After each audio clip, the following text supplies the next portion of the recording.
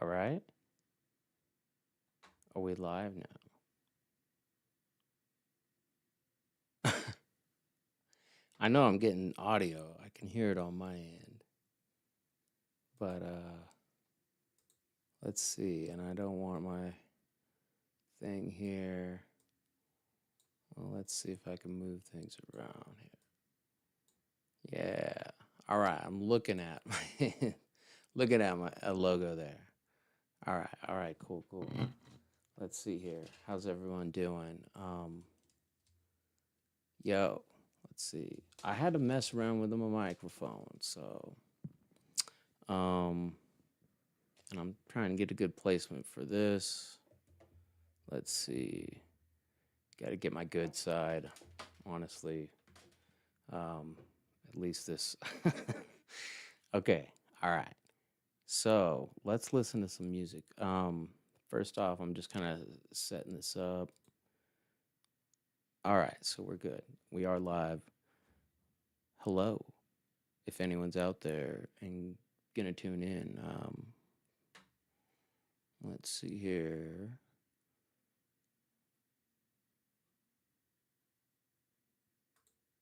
Whoops. Okay, cool, cool, cool. Let's see. Okay, everybody. Well, if you just subscribe to the channel, which now we've hit over 300 subscribers, I want to thank you. I mean, I gotta thank you. Um, because we've sat at like 50 to 60 for I don't know how long it's been, like years, literally. We've been doing the channel for over 5 years, and there we go. You've made a big difference. Now we're at over 300 and counting, and we couldn't be more happy because now we got people that we really want to share stuff with. Okay, so you're part of this. Um, I'm Ryan Bird. If you don't know me, and I'm also Squid Leader, and I created Sound of Slime as a record label for myself, and with a vision of something to include others down the line, and hopefully that's soon. You know, it's not just like a dream. There's some things we're gonna make into reality, but we've been putting out Squid Leaders music, our own music for a long time now. Um, because Squid Leader started in 2006, and um, let's see here. Yeah, so now we're setting things up for something different. We're settled in to a home base situation, and so now we're looking to really ramp things up, play some shows, get the name out there more, interact with some people in real life. Um,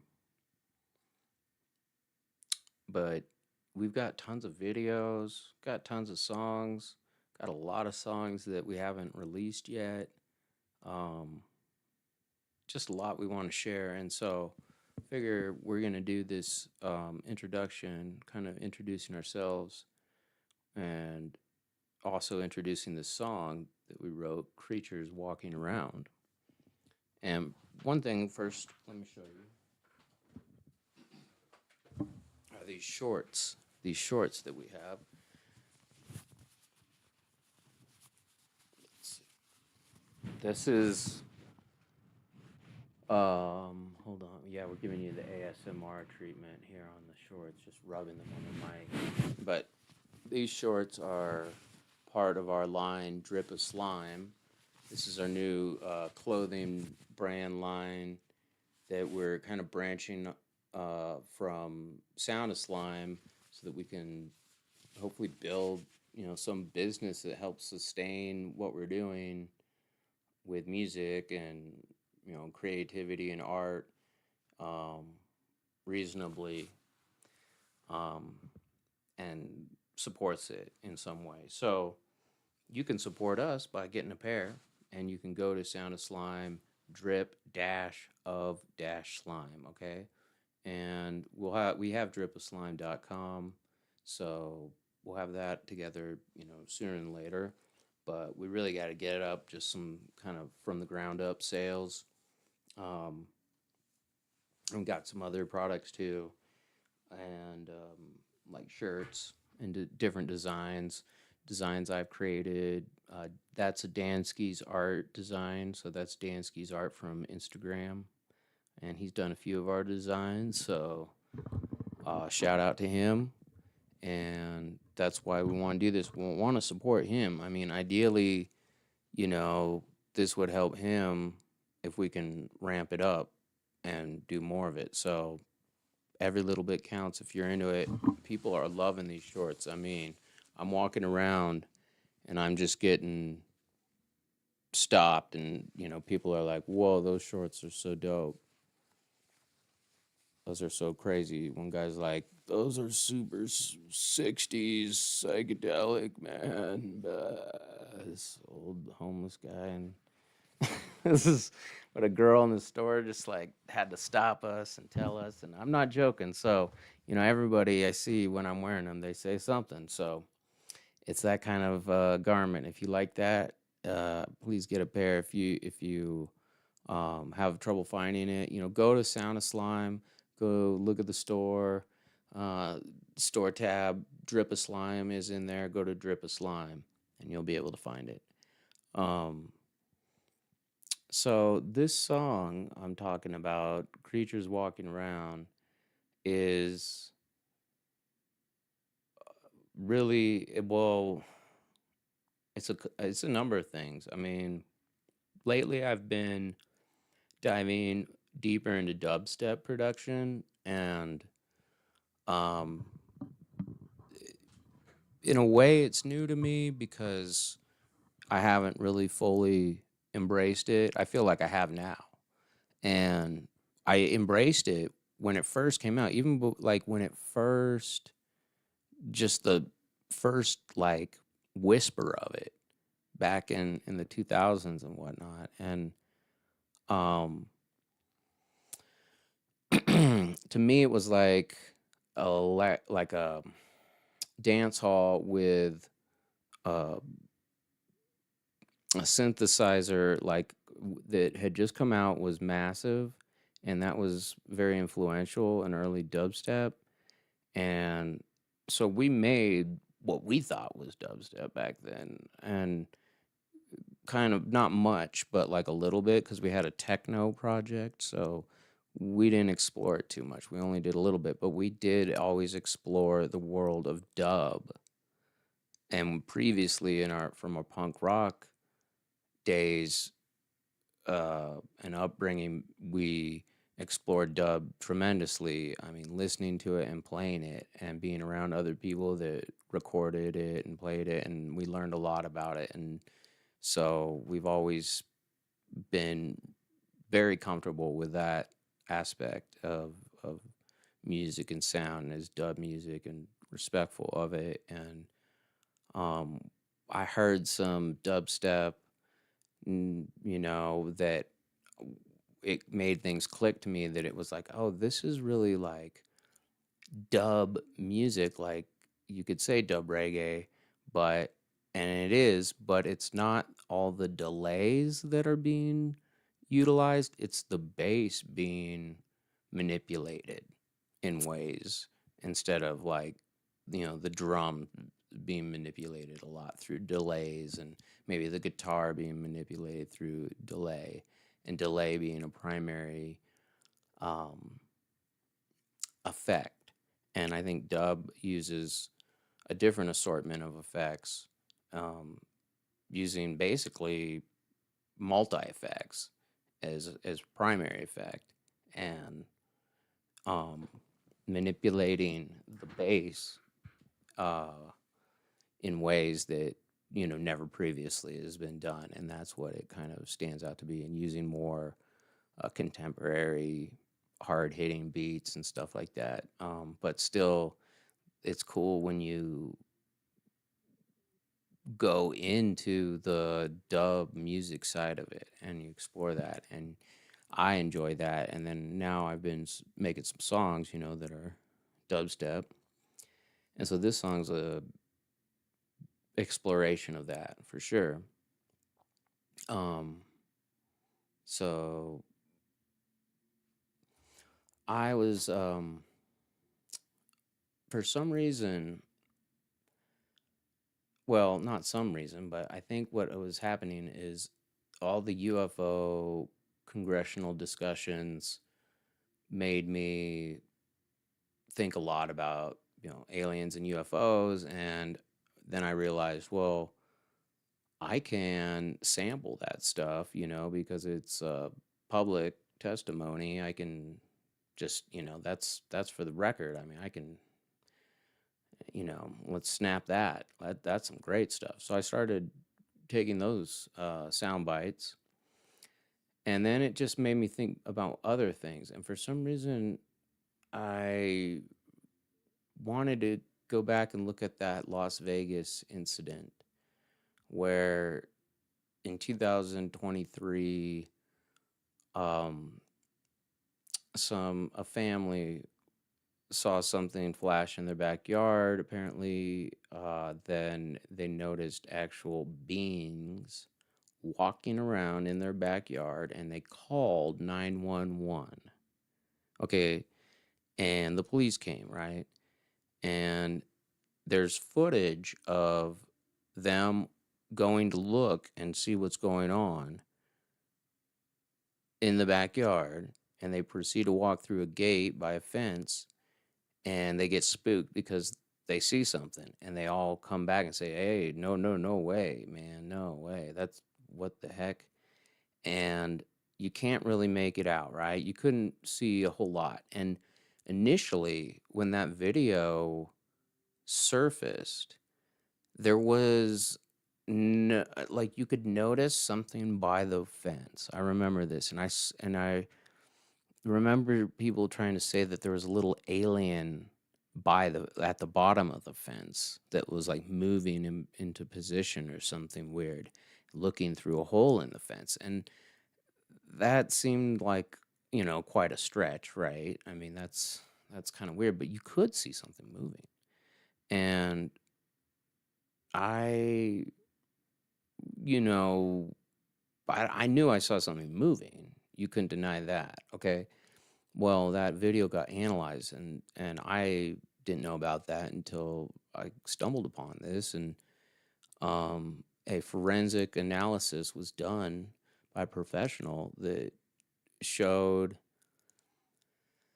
movement in the camera in the corner of the screen above the fence line, right there, coming into the screen, a head formation with like an eyes possibly, that you could see come into the screen really quick, pivot around, and it's an outline, so to speak. It's like a shadowy image that obviously the camera is picking up something, but it's very indistinguishable, and like it was right there next to everybody and they didn't see this.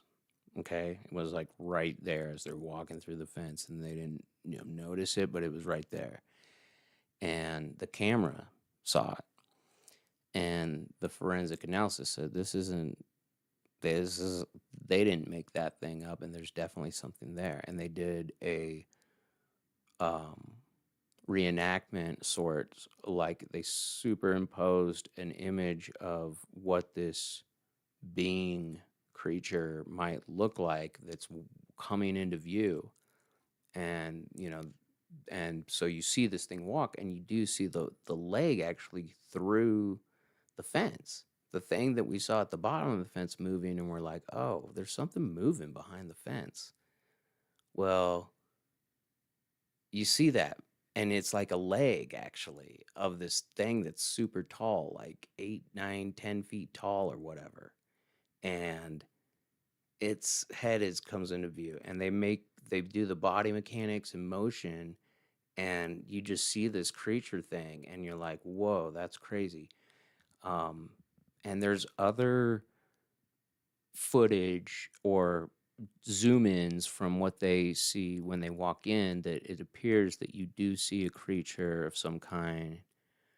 I mean, it's so hard to see. And the way they outline it looks like Huggy Wuggy. I'm telling you, I don't know who outlined that, but they made him look like Huggy Wuggy. And you can't really tell that he's even there. So, but there is something there. Like there's a faintest something there when they're walking in that you can catch them like looking at and seeing, and they're like, "Oh no, man," and they draw back. And other people have tried, maybe pointed out others from some other angles, uh, creatures possibly, but what really stood out was the one by the fence. And to me, very specifically, personally, like, I had a experience with Salvia divinorum. This would have been probably the year 2000. Um, and I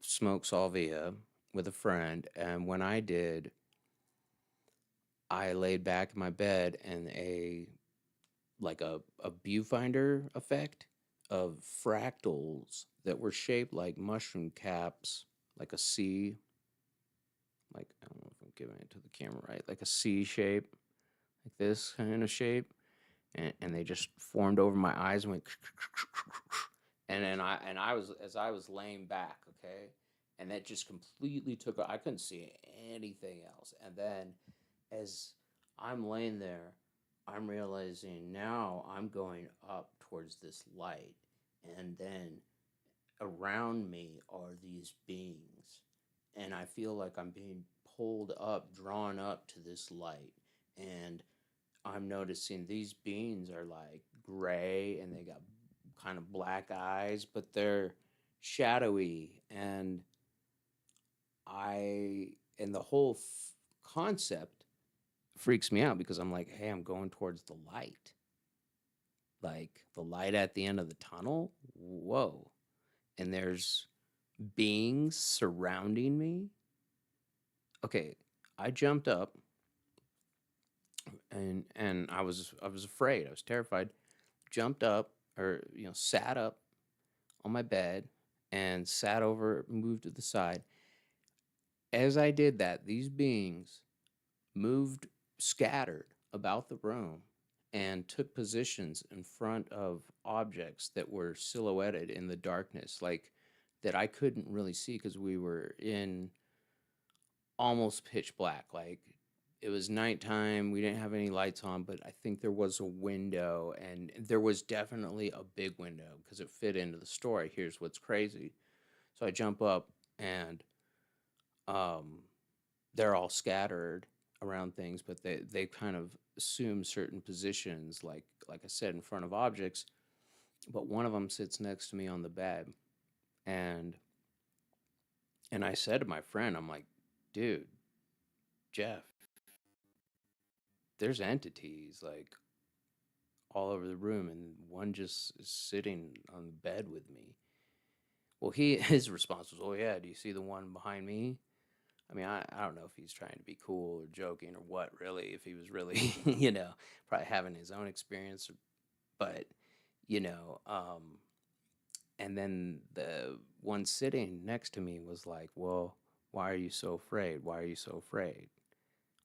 It just kind of was asking me, why are you so afraid? And I was still so afraid. And there was this kind of aspect of things settling down and coming down that, with Salvia, we had known that if a trip was too intense, you could like end it by your own will. You could kind of like just abort a trip, and it would kind of pretty much start to halt. And this trip was like that for me because I knew of that, and so I was like, no, and I jumped up, and then that send these entities around, and then things started to settle and they started to kind of fade, and they faded into these inanimate objects that it was like they became them.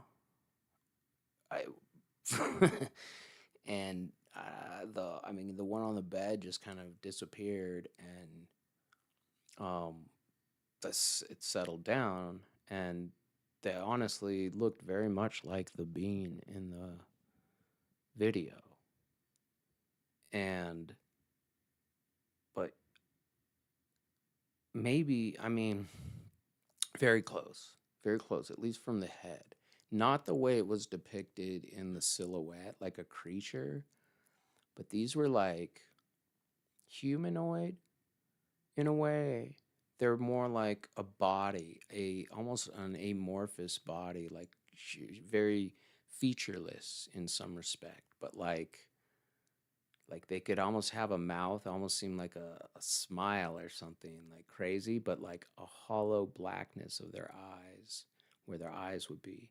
And they were almost like electrical, like they felt like a cloud of electricity or something, like um, very much like a light being, but like they were gray. I mean, they were gray. It was like they weren't glowing light. They were this hazy gray. Um, Diaphanous was the word I learned recently. That's when I was talking about this with someone. They said diaphanous, and I thought, yeah, that's a definitely a good description word for this. It was like a thin membrane, a thin veil that they had, this see-through like effect. That they were just a being of purely a being. And anyhow, um, I was meditating several days later. A couple days later after that, I was playing drums and had my eyes closed, and I was high, and I saw them again, but they were dancing. They were all kind of moving their bodies, and they kind of looked like those things on the side of the road that will have the wind blowing them, or the fans blowing them around and stuff. And they were just like getting down. They're all like moving to my drums, and they said, they were all like, "Why are you so afraid? Why were you so afraid? Why were you so afraid, Bird? We just wanted to take you to a party. We just want to show you a good time." And what I want to go back to is the window thing, is that on my bed, above my bed, above my head, I had this small window. We were in a converted garage. And so it was like an angled ceiling. And in that portion, they had put a window. They had popped out a window. And there was another window along the side.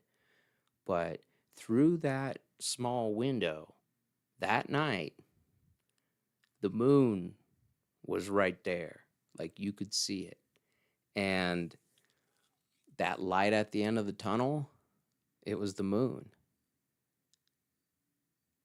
And that tripped me out, how everything had this like double meaning, kind of like in my experience. What I thought was going up to the moon, I was laying, or going up towards the light, I'm laying there, it's the moon.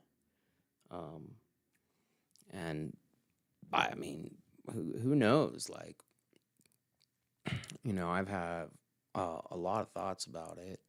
um I say I'm gonna write about it, like, um, it's definitely, uh, for me, it was a profound experience. I mean, it wasn't something that was, um, that felt like I was hallucinating something. It felt like I had broken through to some other realm, and I was being like brought into something, and like kind of transported, through this place, and I wasn't ready for it. It scared me, and the message though that they gave me was, "Hey, Bird, you like have a body.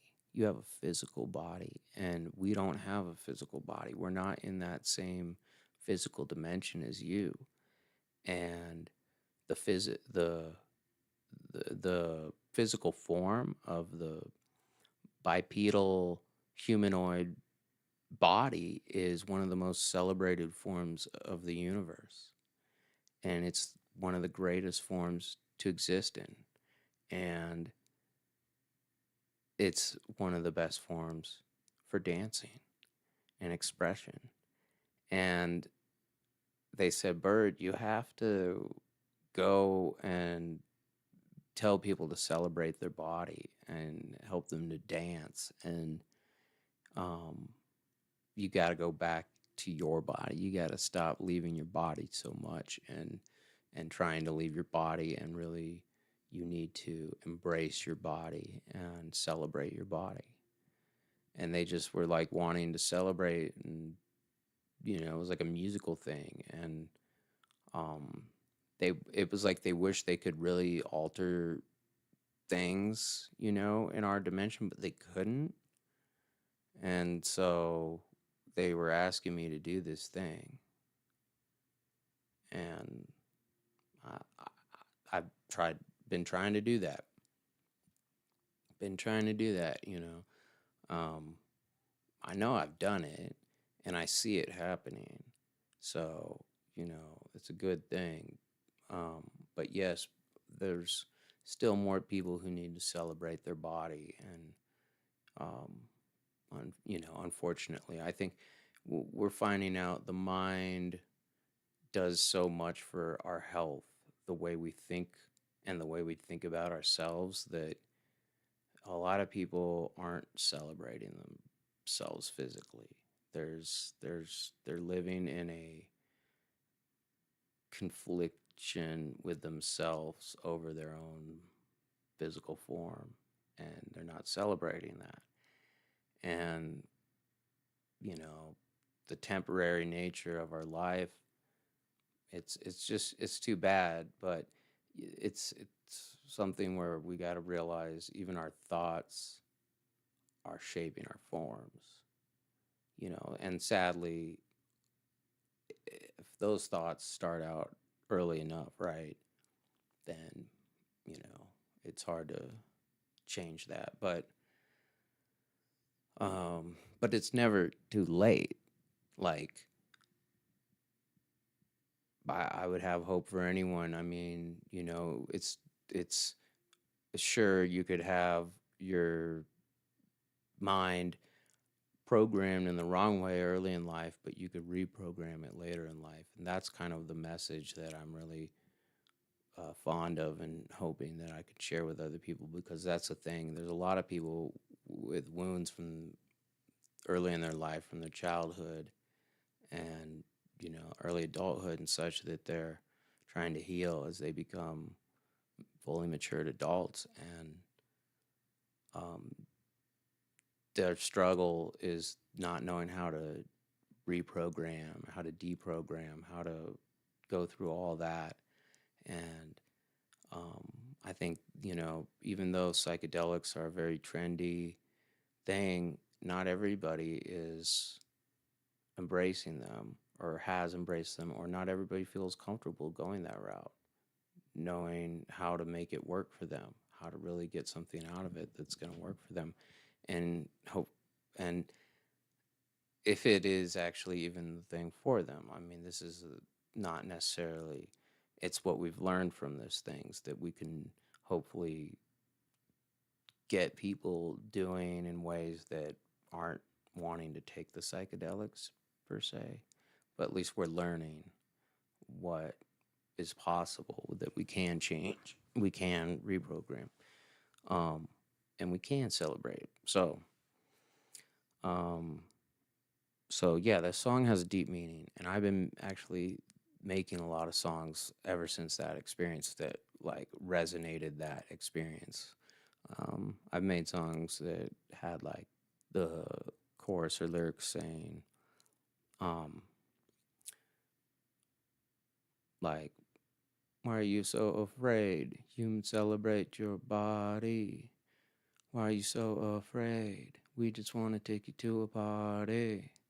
Why are you so afraid? Humans celebrate your body. Why are you so afraid? We just want to take you to a party. Yeah. Don't be afraid. Let's get to this song, cause let me see here. I'm gonna pull this up.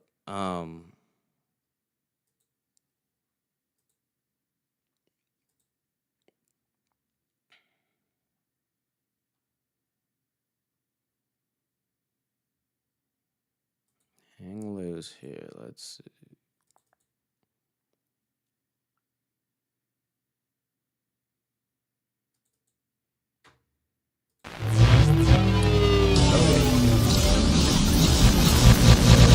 I don't think it's set up properly.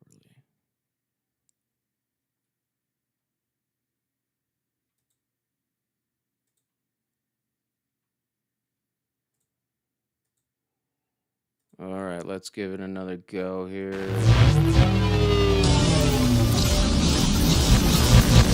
Family says something crashed into It in the thing, but I'm not hearing it.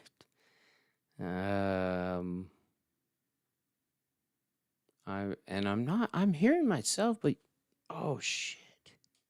Am I not really? Oh man.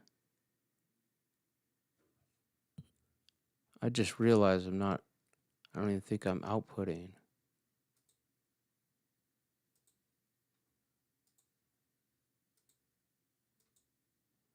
What? What the what? What the heck? See, this isn't even working for me. Oh, great. Well, never mind. I'll have to figure this out why I'm getting no audio. That is just really